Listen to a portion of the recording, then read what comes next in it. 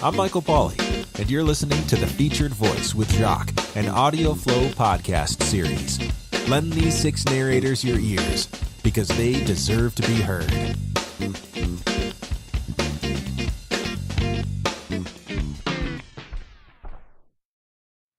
Hi everyone, welcome to The Featured Voice. I'm your host Jacques, and we are here on episode 5. 1 episode to go for this season, and it has been amazing. I hope you all have been enjoying yourself, learning more about these fabulously talented people. Today, I won't say I'm super, wrong wording. I'm excited about every episode that I do, but I get really cranked up when it's somebody that I have a communication with on a regular on Facebook and get to know them personally and then have them on a show. It always makes the show a little bit more fun. And this particular person, we've kind of chat about everything, and I love that she likes to do the racier books.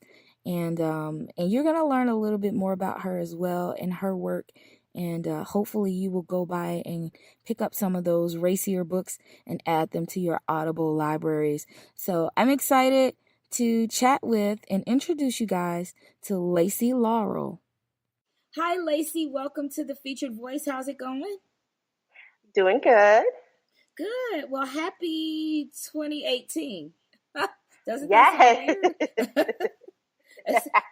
It sounds really weird, especially because this episode is pre-recorded in 2017. I just thought I'd throw that out there for the listeners. Yes, Happy New Year. Happy New Year. Well, thank you. Thank you. I'm so glad you and I finally get a chance to chat, and I get to hear you and your non-narrative voice.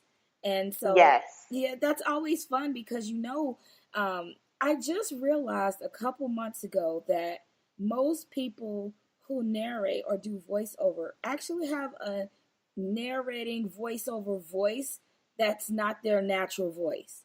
Why didn't I know that before? I don't even think we realize it. I didn't really realize it. It's just a natural thing. You get in front of the mic and you just kind of turn it on and you're just like, oh, okay, this is different.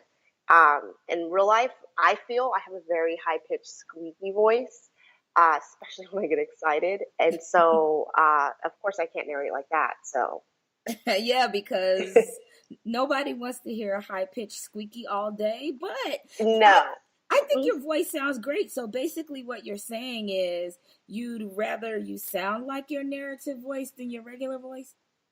At times, yeah. I'm most of my time, my day is spent hollering or yelling at children, unfortunately. Fortunately, but unfortunately. So that's when I get it's like, whoa, Mom, chill out. Okay, you don't have to talk like that.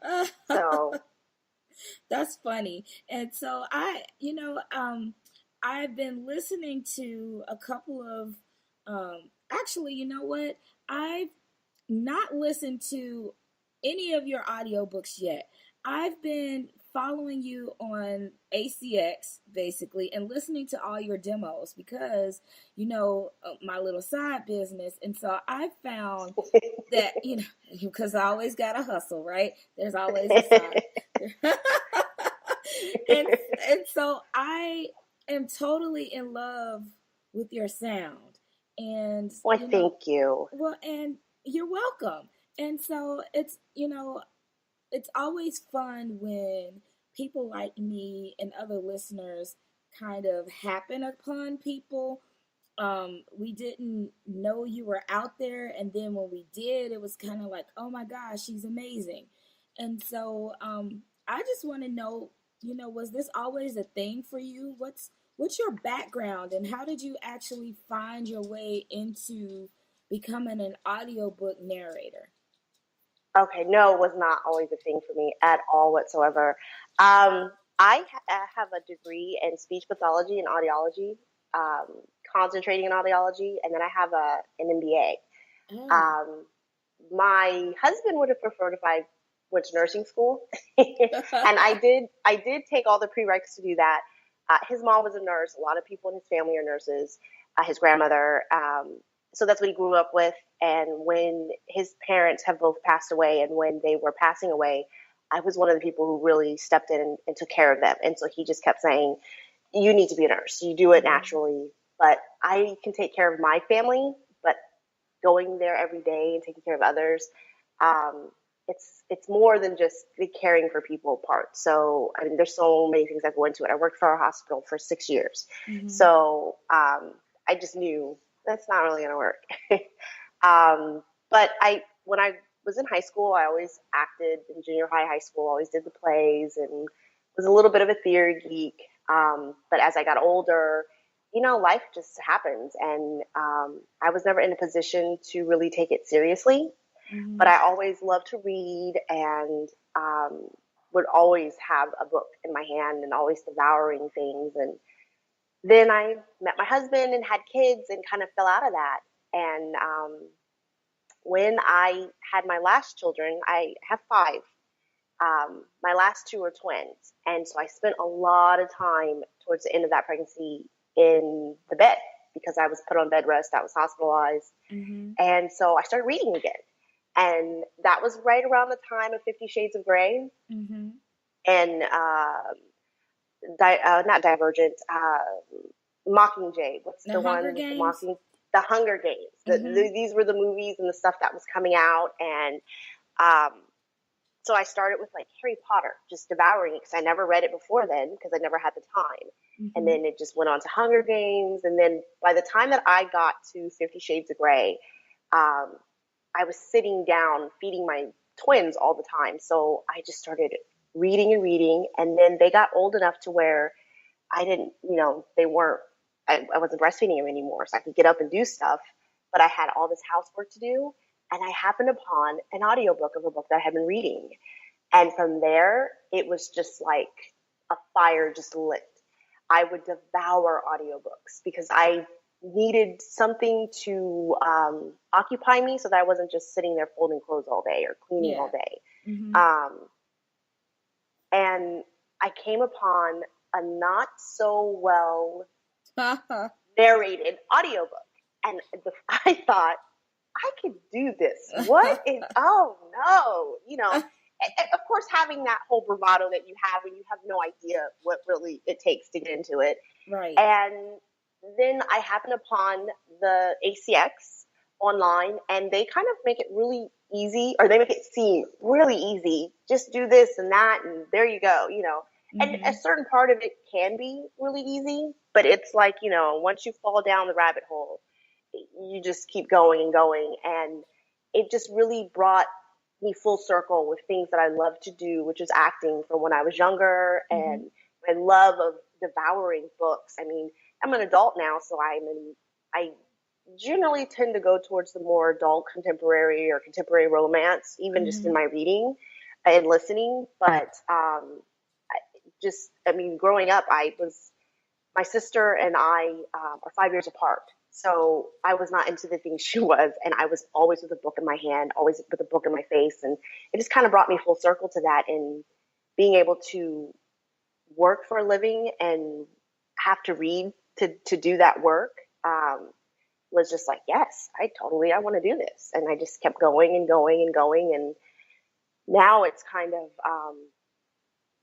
it's definitely a full-time thing for me now. So how long ago did you start? The fall of 2015. So it's still fairly new, but not. Oh, yes. Oh, yes. I'm still learning so much. I have so much to learn and so much to grow. I have 2 coaches. I actively have 2 coaches that I see. I see, well, via Skype see. Yeah. I work with Sean Pratt, and I've been working with him for over a year now, and it has helped me tremendously. He not just works on the skill of narration, he focuses on nonfiction, but he works on the business of it, and he teaches you what you should be doing and how you should be approaching things and what to accept and not accept. And then I was sent his way by Andy Arndt. When I first started, I just, I messaged her and I said, hey, I've already been in this, but I think I need coaching. what do you suggest? Do you do coaching? And at the time, she was just blowing up. And so she was so busy, she wasn't doing any coaching. But she knew of Sean and knew that he had a program and directed me his way. And I had been seeing him since. And then about maybe 6 months ago, I'm sure I was the one that reached out to Andy again. And I think it was just in a thank you kind of way. And she mentioned that she was going to start doing coaching. And I was like, yes, please. I'm right here. Sign me up. When I don't care whatever it takes. Let's do this, So I'm such a fan of hers. She is one of the people where it doesn't matter who the author is. I look her up, what's coming new out from her, and I just devour it. And so working with her for the past 4 months or so, instant change, instant growth, I cannot express how much I appreciate her and the time that she has spent with me and all that she has shown me thus far. She is amazing. I can't say enough about her. And being that I'm so new to this, my husband calls me an apprentice, still in my apprenticeship. Having her and having Sean, it gives me a little bit more confidence because I know that I have the right teachers in place. Mm-hmm. And just so you guys know, neither Sean nor Andy paid for that free advertisement. No. 100%. Yes, no, I would sing their praises all day long. It's funny because with Andy, I literally have to take a moment before I hit the okay on the Skype because I'm just such a fan. Just picking her brain.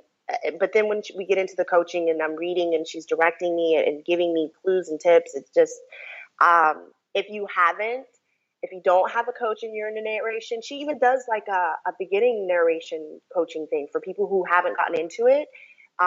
She has a couple of students like that, which, for them to give back their time to help others is just amazing in itself. Well, there you go, everybody.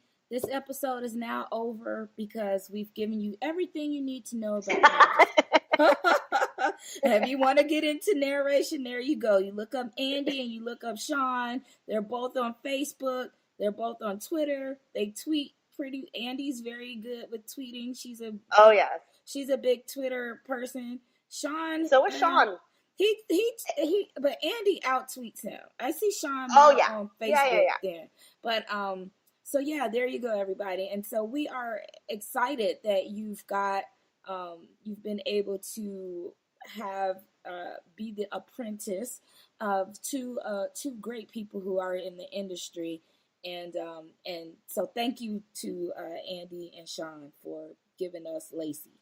And speaking of, so I was following you on Facebook and I was reading this little note. I think you said sometimes you zone out when people call you Lacey because, of course, that's your pseudonym. So I always wondered, when I go to book signings and things like that, and a big handful of authors use pseudonyms and things like.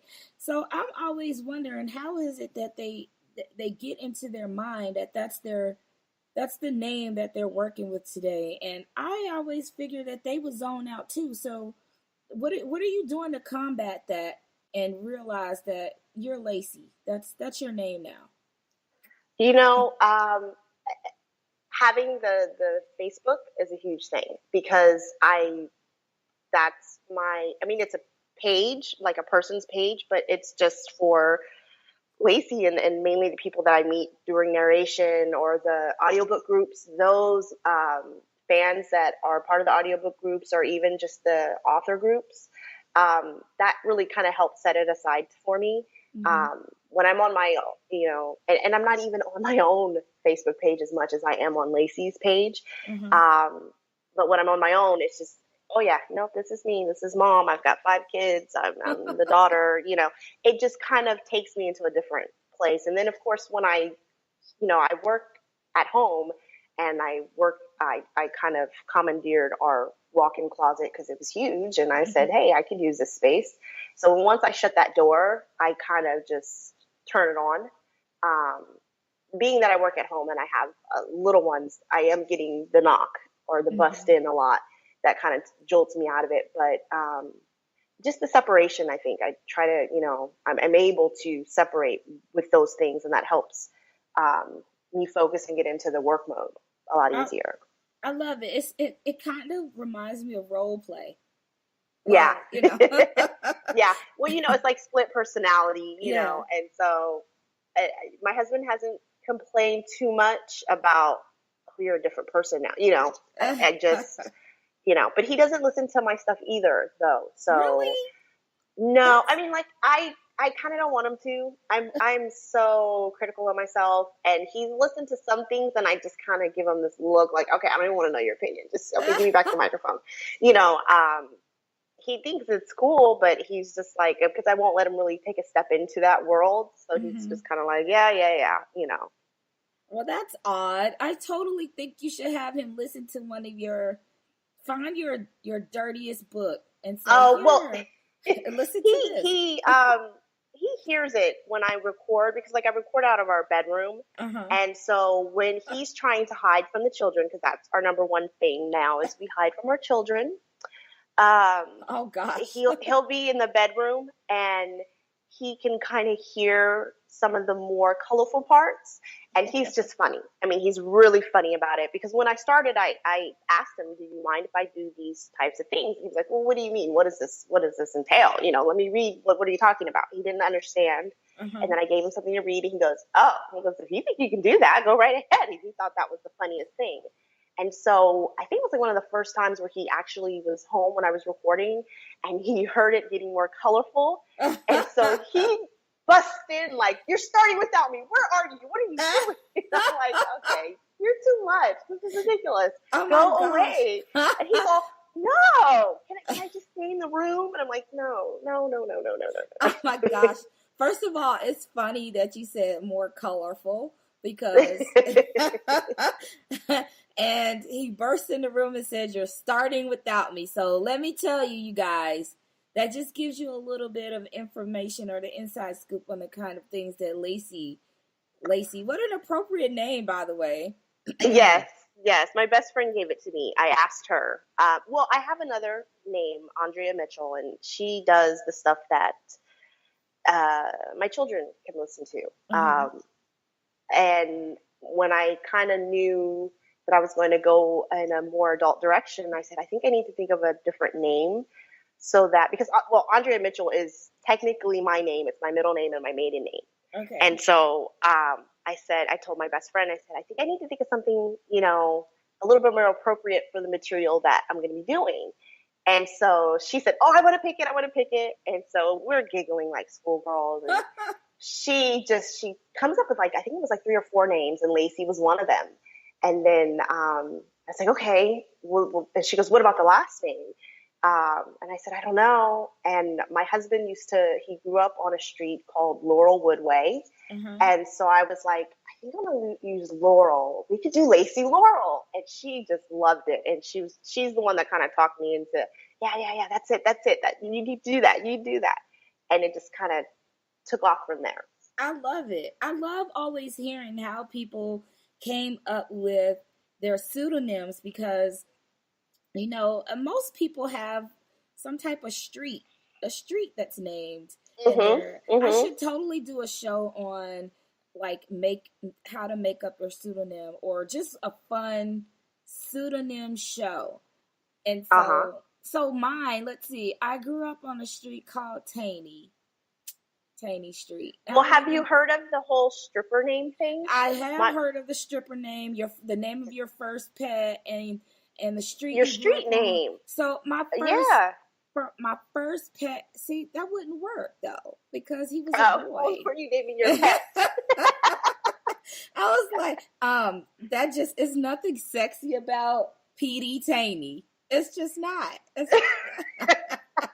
the worst pseudonym ever. It sounds like the name of a villain in a book. It's awful. So yeah, and then my next dog, his name was Pepper. But still, that doesn't go right either. No, Pepper's not bad. Pepper's not bad. Yeah, we would just go with Pepper. The street name isn't working. Yeah, it's not. Nope. Try again. Oh my gosh. So So a little bit more about you. So technically, this episode we are in January, but Hmm. and so there's a couple of days we celebrate in the wintertime. Halloween being one. People love Halloween now. Are you a big Halloween person? Do your kids like to dress up and you give out Oh, candy yeah. and all that stuff? Well, we don't give out candy because we're always gone. We're Uh huh. trick or treating.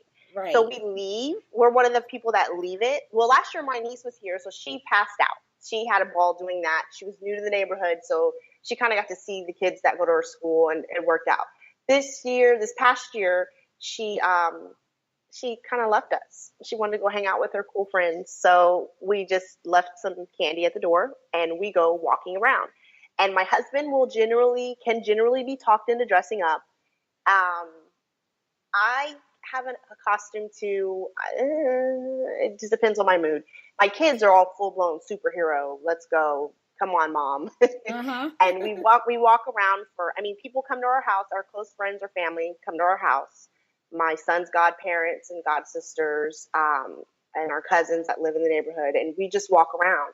And we always hit up our close family friend who moved to be closer to us.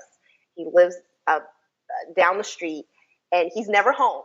And we always, because we have a key to his house, we always hit his house. She leaves candy out for the kids, and they leave libations for the adults to get us started for the night of long walking. Because Nice. we're walking for hours. I mean, our Yeah. kids are relentless, especially now that the twins are, they're 5 now. But they're all about, let's go, let's go, let's go. More candy, because we don't give them candy otherwise, or I don't. My husband's a different story.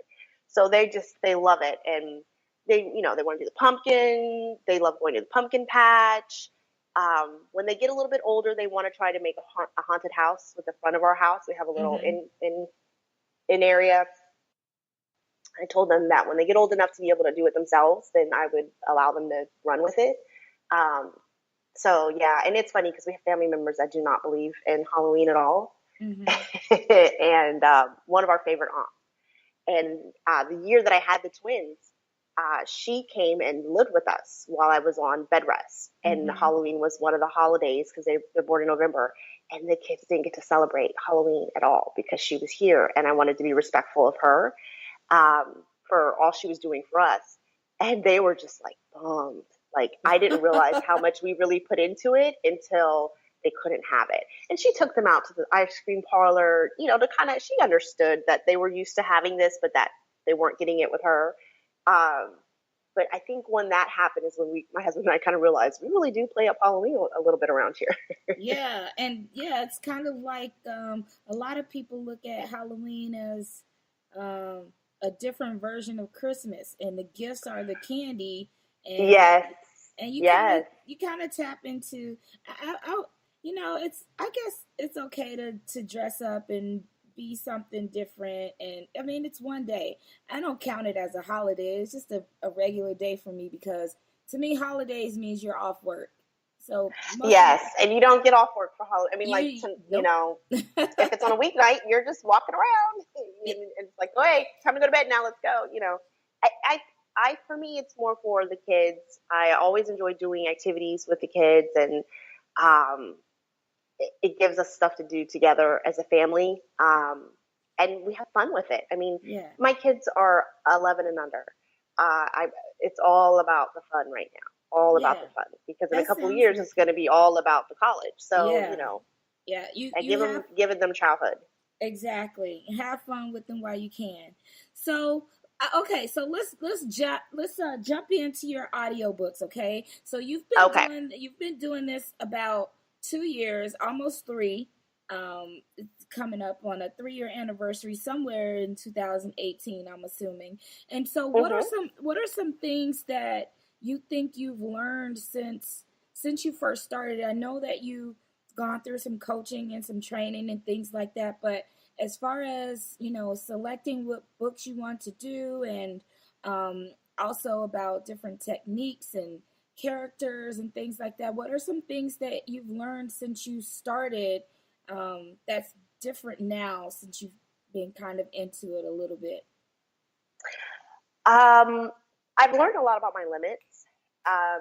I think one thing that narrators fall into or can, and I did in the beginning, was um, doing things that you really just can't do. If you don't have, not everybody can do the perfect voices, different for every character, um, making it sound like a real live different person. It's more about the emotion behind it. Are you tapping into what that character is going through so that comes out in your voice more so than the tone or sound of it? I think, anyways. Mm-hmm. I've learned a lot about that and tapping into that, especially because, when you're doing the opposite sex voices, when I do the male voices, I don't want it to sound cartoonish by any Mm-hmm. means. Yeah. And I think in the beginning, you kind of just, at least for me, because I just kind of jumped in and it didn't really occur to me to listen to how I sounded. I just kind of jumped in and did what I wanted to do. And so now it's more about the feeling of the piece, the feeling of the character, what they're going through, being them in that moment, more acting. I think when I started, I was like, yeah, I acted before, but this is narration. I'm just narrating. No, not really. Yeah. I mean, to do a good narration, to really bring a story to life, because you're telling a story. Mm-hmm. To bring a story to life, you really do have to tap into that ability to sound like you're going through that. It makes it easier for the listener. And being an avid audiobook listener, you would think I would have tapped into that immediately, but it's just one of those things that you kind of learn along the way. And having someone coaching you saying, okay, you sound too contrived. Let's take it back, strip it back, make it basic. That has really helped. Yeah, and you mentioned something about the doing the opposite sex narration, so the male point of view or in the male dialogue and being able to do that. And um, I totally agree with you about the emotion of the character. Um, Mm-hmm. a lot of I've heard this at a couple of different panels, and mostly with people that I don't think really understand that a woman is really never going to sound like a man and a man is Mm-hmm. not going to sound like a woman. And so some people get in this head that if they don't sound like a woman or a man, that they are not going to like it or they're not going to listen to it. And that really got me to thinking about what you just said. I've listened to narrators who've done the whole book as both, and I sort of just forgot that they sounded like themselves. They sounded like their gender. And it was about me connecting with the story. And so, which is very, very important. But I will say that you got your male characters down pat. I've listened to them, and yeah, they make me a little swoony. So I'll give you that. Okay, thank you. Did that make you uncomfortable? I'm sorry. No, no. Well, I mean, obviously that's the goal. Like when you think of like some of the ones that everybody, not everybody, obviously, but a lot of fans love Andy Arndt's Mal, that Yes, she did, it's so funny. and, and then like Erin Mallon. Oh my Yes, gosh, her male voice, I it know. just amazing. I mean, and that's what you want because otherwise they do get into this disconnect, Hmm. and when they're listening to it, you want them to be a part of the story and not really worry about it being you. So no, that's a compliment. I'll take it. Okay, yes, because it was meant to be a really big compliment, and you know, again, even as you mentioned with Andy as Mal, it was just something like nobody could ever do Mal like Andy did Mal. It's just I don't know. We connected with her version of him, and it fit Hmm. him being quirky and this kind of off the chains, very hyper guy. Yes, and, yes. and she nailed that, and so I can appreciate the fact that you bring these characters to life and you put your spin into it, and so that's what I love about what you guys do in the business. And so since Lacey is really up on the more adult books, um are there any of them that kind of stick out, no pun intended, that you that's kind of like, and you said you kind of are your biggest critic. But are there any Yes. that you've gone back and listened to or even reread or something like that kind of sticks out as like, I won't say your favorite, but one that kind of challenged you either emotionally or with some type of storyline that you could tell us about? Yes, I actually, one of my more recent ones, The Flight of Hope by H.J. Bellis. That one, um, they dubbed it the Ugly Cry. It's such an emotional story, and having to go from the tears to the laughter. The main character Marley loses her husband and her child her whole life, and then she kind of has to walk through rebuilding a life and then finding another love and another family. And that one kind of challenged me because you don't want to be over the top. It's going to be melodrama, but you don't want to be so over the top that it turns people off. But Heidi, she just literally, I mean, the way that she wrote that, you feel all the anguish, but she put laughter in it. And then there are some scenes where it's like, oh, okay, all right then, I mean, it's just kind of how life is. Things happen in life that devastate you, but do you let them run the rest of your life? You still move on. You still go on to do other things. And so that one really just, it touched me. And I was really, I mean, still critical of myself and my performance, but I really can listen to that and see where I was going with it. And that kind of was a milestone for me as a performer, being able to do that. And do you think that, when there's books like this, that you kind of can tap into some things that maybe you've experienced or put yourself in that character's place? Yeah. Definitely. I mean, I think when I did that one, and then there was another one before that come back to me, I literally recorded when I knew I was closest to feeling that way. I would think about, when I recorded that one, it was close to the anniversary of close to my father-in-law's, my dad's birthday. And he passed away a couple of years ago of ALS. And just the remembering the feeling of what we were going through as a family. We were his main caretaker, so he lived with us. I took him everywhere. I cared for him until the end and was right there with him. But just using those emotions, using the way that I felt, and then afterwards, what I felt afterwards, going through mourning and just trying to live life again. Because I had these kids that I couldn't just, lock myself away in a room and be sad all the time. I had to show them that, life goes on. And in particular, The Flight of Hope, that's what she really had to learn, is that life goes on and that it's okay. And that you'll still have the laughs and the loves and the sexy times after all of this stuff happens. And so I kind of tapped into that for that one. Yeah, and so I'm glad that you mentioned that, because we do have a sample from The Flight of Hope. And so we're going to get an opportunity to hear a little bit of the story. And I think you labeled the scene in the lake.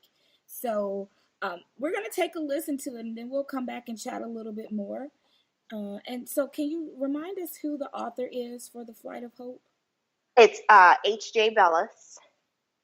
All right. So The Flight of Hope by H.J. Bellis, everybody. Narrated by Lacy-Laurel. I sink further down, feeling the pressure on my chest. Panic sets in. I open my mouth to let the water seep in and fill my lungs. My toe touches the sandy bottom of the river, and I don't kick up. I bring my hands around the front of my knees, pulling them to my chest, keeping the coffee mug safe in my hand.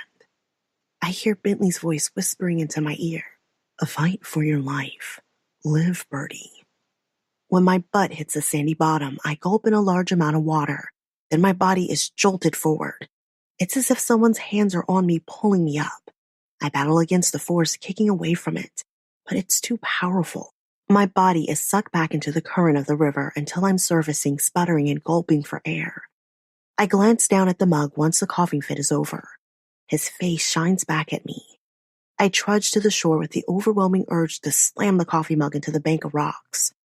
I can't. Instead, I crumble to the ground in a worthless heap.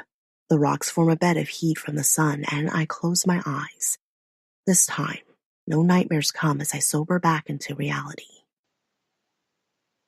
See, I like how you just left us on a nice little teaser. I think that was like a minute and 12 seconds, and then it was over. But that's good. I am a big fan of. Okay, no, let me take that back. So you mentioned this book was considered an ugly cry. I do not like to Yes. cry. I know. No, I have to warn. Well, she warns people, and I warn people. Literally, there were just my husband was like, when I was just reading it to prep the work, he was just like, "Why are you still reading that? It's nothing. It's not looking happy." And I said, "That's just the way that it's written." But the character has such a strong personality. You kind of fight for her, and you want to read and see her get through it. Um, and I won't give too much away because Yes, you can. it is what it is. But it was just one of those ones where I'm like, after I recorded, I'm like, okay, I need a drink. This is, oh my gosh, Yes. this is, wow. And in the book, one of the main male characters, his favorite drink of choice was Jameson. And so I had kept saying that. So my husband went and brought me some, and he goes, there you go. He goes, if you want to, just go ahead, drink that and see what it feels like. I was like, okay, And how did it feel? Oh my gosh, it didn't help. It didn't numb anything. It just made you feel it more. Yeah. But I mean, it was a fun piece. I mean, I don't know if fun is the right word, but it was just a piece where from the playlist that she has for it, to the actual, reading of the work, to recording it stayed with me for days after. I literally, I usually like to dive right in and edit, and I had to kind of step aside and be like, nope, I'm going to walk away from this because it just really resonated and stayed with me. And so it'll always be a memorable piece to me because of that. Yeah.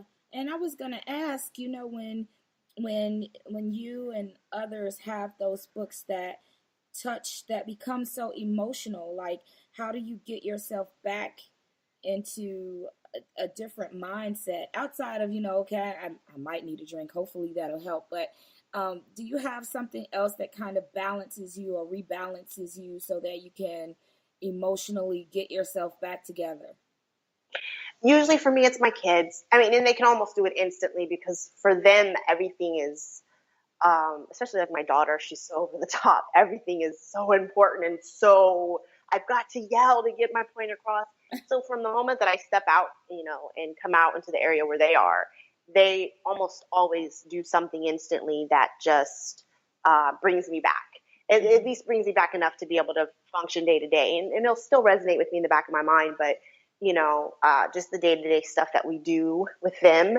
They're at a fun age, but they're at that age where everything is just so, oh my gosh, he touched me, and then you have to kind of, okay, it's okay. He just was saying hi, shaking your hand, they're always good for that.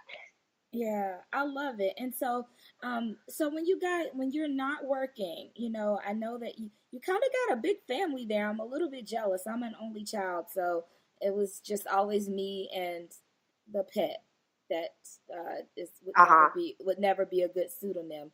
But so what kind of things do you guys do, or what do you like to do in your downtime? I know you said that you like to listen to audiobooks. You're an audiobook junkie. I've been following you on Facebook too, and you've been picking up things.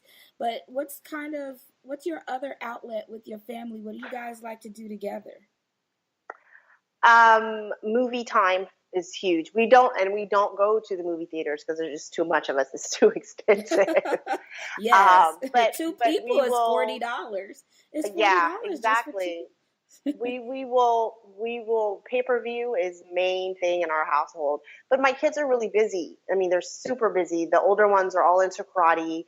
Um, I mean, one of my sons is at his dojo training 5, 6 days a week.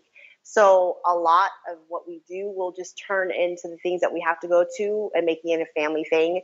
If there's a tournament for one of them, we all go and support. And they're usually a little bit of a drive, so we try to make it fun and play games on the way up there. And we're there all day and we cheer them on, and we come back and we rehash everything. We just try to include everybody, even if it's not their individual activity. My niece is in basketball, and that season gets to be a bit much. There's several games a week.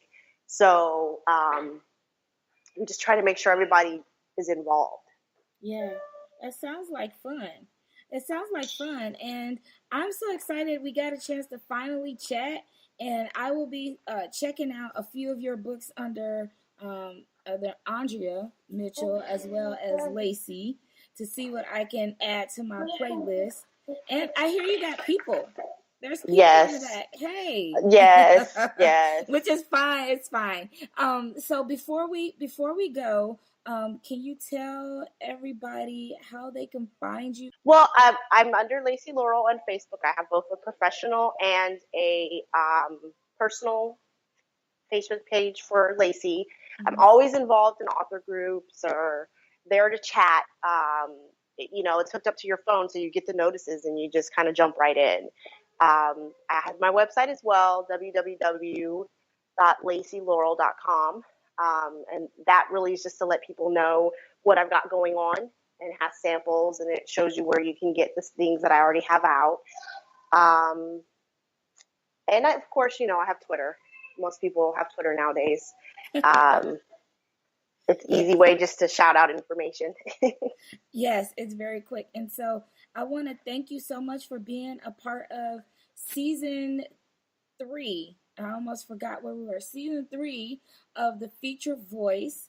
And I am looking forward to chatting with you again. So hopefully later on this year, you and I will chat at APEC, perhaps? Yes. All right. It's a date, everybody. Okay. And maybe we may or may not get to a spa. Maybe. Yes. We should make that like priority. We should. I should get there a couple days early just so we can do that. Or we'll work out those details, because I'm sure we'll need it by then anyway. Oh, yeah. All right, everybody. Thank you so much for joining us for this week's episode of The Featured Voice. Be sure that you're following us on Facebook at The Audio Flow, as well as on Twitter at @the_audio_flow, and also on Instagram at The Audio Flow. Thank you to my producer, Danielle, for all she does at Firefly Productions, and my assistant, Rebecca, for everything she does to keep everything situated.